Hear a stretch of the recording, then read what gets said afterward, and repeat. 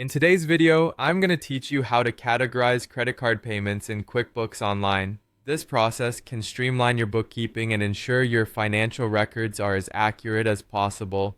Follow along with me and let's get started. First things first, you'll need to log into QuickBooks Online. You'll want to open up Google Chrome or whichever web browser you prefer and head over to the QuickBooks Online website. Once there, you'll see the login screen where you'll need to enter your username and password. It's important to ensure you're typing these in correctly to avoid getting locked out of your account. If you're like me and sometimes forget these details, you might find it useful to have a password manager handy to keep your credentials secure and easily accessible.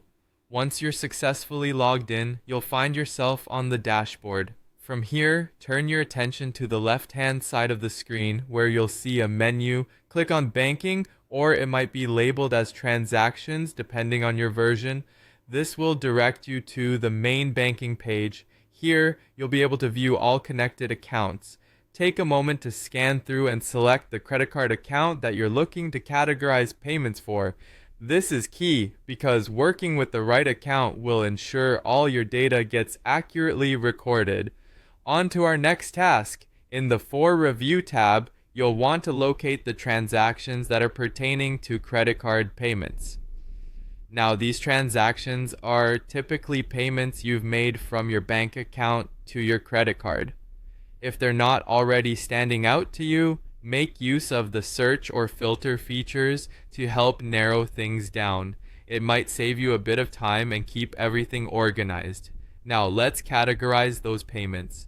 Click on the transaction you're working with to open it up. In front of you will be the details page. Here, look for the category field. It's important to select either credit card payments or the correct credit card account from the category list. Unlike some transactions, credit card payments won't show up as expenses. Instead, they're meant to reduce your credit card liability. This might seem technical, but essentially, it's telling QuickBooks to adjust your credit card balance and not count it as a new expense.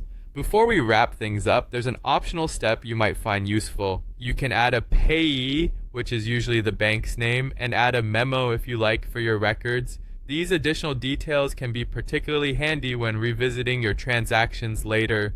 Finally, it's time to save your work. To do this, click Add, or you might find Save and Close as another option. This will ensure that the payment is recorded correctly, updating your records with your newly categorized transactions. And just like that, you're done. Remember, keeping your records organized in QuickBooks makes reviewing your financials much easier down the line. I hope you found this tutorial helpful. Thanks for watching, and see you next time.